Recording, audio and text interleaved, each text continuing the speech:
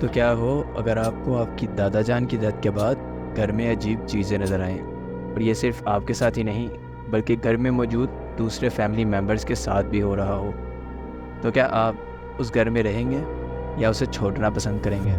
تو بالکل ایسا ہی ایک واقعہ ہمارے ایک دوست کے ساتھ پیش آیا، تو ان کی کہانی کو انہی کی زبانی سنتے ہیں، لیکن اس سے پہلے لائٹس آف کر دیں اور آیت الکرسی پڑھ لیں تاکہ آپ کہانی کو فلی امیجن کر سکیں۔ میرے دادا ابو کا 2011 میں لنگ کینسر سے انتقال ہو گیا تھا۔ ہم دونوں ایک دوسرے کے بہت ہی قریب تھے اور وہ اکثر مجھے مختلف چیزیں سکھاتے تھے۔ میں نے ان سے بہت کچھ سیکھا، جیسے کہ فشنگ کرنا، یہاں تک کہ کرسیاں، میزیں اور دروازے وغیرہ ٹھیک کرنا بھی۔ انہوں نے مجھے لکڑی کی نقش کاری بھی سکھائی، جو میں آج تک کرتا ہوں۔ دادا ابو کی وفات کے بعد سے میرے ساتھ کچھ عجیب چیزیں بھی ہو چکی ہیں۔ ہمارے گھر میں 2 ہی فلورز ہیں اور میں اوپر والے فلور میں ہوتا ہوں۔ سب سے زیادہ عجیب چیز جو میرے ساتھ ہر مہینے میں 2 مرتبہ لازمی ہوتی ہے وہ یہ کہ میرے کمرے کا دروازہ اور وہ دروازہ جو نیچے کے فلورز پر جانے کے لیے سیڑھیوں میں موجود ہے، بغیر کسی وجہ کے زور سے بند ہو جاتا ہے۔ نہ صرف میں نے بلکہ میرے پورے گھر والوں نے بھی کافی مرتبہ خود دروازے کو بند ہوتے اپنی آنکھوں سے دیکھا ہے۔ دوسری عجیب چیز جو عام طور پر رات کو ہوتی ہے وہ یہ کہ میں ہر رات ایک عجیب سی آواز سنتا ہوں، جیسے کوئی میرے کمرے کے باہر بہت آہستہ آہستہ کھانس رہا ہو۔ یہ اس لیے بھی عجیب ہے کیونکہ میری امی جان اور میری بہن نیچے والے فلورز پر رہتی ہیں اور میری دادو بھی انہی کے ساتھ نیچے ہی رہتی ہیں۔ حقیقتاً تو وہاں کسی کو نہیں ہونا چاہیے، لیکن جب بھی میرے ساتھ ایسا ہوتا ہے میں آیت الکرسی پڑھتا ہوں اور سونے کی کوشش کرنے لگ جاتا ہوں۔ اس کے علاوہ ایک غیر معمولی چیز وہ کالے سائے ہیں جو میں نے کئی مرتبہ دیکھے ہیں۔ آج بھی ایک مرتبہ دیکھا جس کی وجہ سے میں یہ بات شیئر کر رہا ہوں۔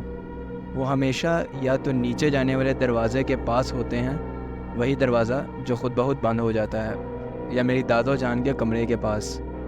وہ ہمیشہ ایک ہی جیسے ہوتے ہیں، ایک لمبی کالی مردانہ شکل کی پرچھائی جو کسی کونے کے پیچھے چلی جاتی ہے اور غائب ہو جاتی ہے۔ میری امی جان اور میری بہن نے بھی بتایا ہے کہ انہوں نے بھی اسے کئی مرتبہ دیکھا ہے، لیکن میری دادو جان نے اسے کبھی نہیں دیکھا، شاید اس لیے کہ وہ ان چیزوں پر یقین نہیں کرتی۔ ایک اور واقعہ میرے ساتھ اس وقت پیش آیا جب میں 15 سال کا تھا۔ اس وقت میں 21 سال کا ہوں، یعنی یہ بات آج سے تقریباً 6 سال پرانی ہے۔ ایک رات میں رات کے تقریباً 1 بجے اپنے لیے کچھ کھانے کو بنا رہا تھا کیونکہ مجھے بھوک لگ رہی تھی۔ میں نے اچانک اپنے پیچھے نیچے جانے والے دروازے کو زور سے بند ہوتے سنا۔ میں چونک گیا، لیکن میں تب بھی ان دروازوں کے بند ہونے کا عادی ہو چکا تھا، تو اس بارے میں زیادہ خوفزدہ نہ ہوا۔ پھر اچانک میں نے دیکھا کہ دروازے کا ہینڈل خود بخود گھومنے لگا اور دروازہ دوبارہ کھل گیا۔ پھر میری طرف ایک کالا کتا دوڑتا ہوا آیا جس کی آنکھیں سفید تھیں اور چمک رہی تھیں۔ وہ مجھے دیکھتا رہا۔ میں نے ایک زوردار چیخ ماری اور آیت الکرسی پڑھنے لگا، اور پھر اچانک وہ جو بھی تھا غائب ہو گیا۔ وہ بس نظروں سے اوجھل ہو گیا۔ مجھے آج تک سمجھ نہیں آئی کہ یہ کیا چیز تھی، لیکن یہ جو بھی تھی اس نے مجھے بہت ڈرا دیا تھا۔ اس کے بعد ایسا دوبارہ کبھی نہیں ہوا۔ ایک اور واقعہ اس وقت پیش آیا جب میرے دادا ابو کو گزرے تقریباً 1 سال ہو چکا تھا۔ میں اس وقت تقریباً 9 سال کا تھا۔ یہ رات کا وقت تھا اور میں فریج سے اپنے لیے پانی نکال رہا تھا جب میں نے کھڑکی پر کچھ دیکھا۔ یہ ایک سفید چہرہ تھا جو اچانک نکلا۔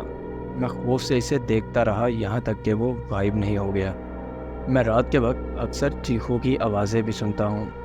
ہمارے گھر سے تھوڑا فاصلے پر ہی پہاڑ اور جنگل موجود ہیں اور یہاں لومڑیاں دیکھی گئی ہیں، تو میں ہمیشہ خود کو تسلی دیتا ہوں کہ ہو سکتا ہے یہ آوازیں انہی کی ہوں، لیکن یہ آواز سننے میں ہی کسی الگ مخلوق کی لگتی ہے، لومڑیوں سے بالکل ہی الگ۔ اور ایک دن تو مجھے میری دادوں نے بتایا کہ انہوں نے رات کو کسی کو اپنے پاس سوتے ہوئے محسوس کیا۔ انہوں نے سمجھا کہ شاید یہ میں ہوں یا میری امی جان ہوں، اور وہ اتنی تکی ہوئی تھیں کہ انہوں نے پوچھنے کی زحمت نہیں کی۔ اگلی صبح جب وہ اٹھی تو دیکھا کہ کوئی ان کے پاس نہیں سو رہا تھا۔ البتہ انہوں نے یہ بھی دیکھا کہ میرے دادا کی تصویر جو کمرے کی ایک شیلف پر پڑی ہوئی تھی بغیر کسی وجہ کے گری ہوئی ہے۔ بعد میں انہوں نے میرے سے پوچھا تو میں نے بتایا کہ میں تو وہاں آیا تک نہیں۔ جب انہوں نے میری امی جان سے اس بارے میں پوچھا تو امی جان نے بھی اس بات سے انکار کر دیا کہ وہ ان کے کمرے میں نہیں آئیں۔ ہم سب ابھی بھی اسی گھر میں رہتے ہیں اور یہ جو بھی چیز ہے اس نے کبھی بھی ہمیں نقصان پہنچانے کی کوشش نہیں کی، جس کی وجہ سے میری دادی اور میری امی جان بھی اس گھر کو چھوڑنا نہیں چاہتی۔ تو اب میں آپ سے پوچھتا ہوں کہ اگر آپ کے ساتھ آپ کے گھر میں ایسے واقعات ہوں تو کیا آپ اس گھر میں رہنا چاہیں گے؟ امید ہے کہ یہ واقعہ آپ کو دلچسپ لگا ہوگا۔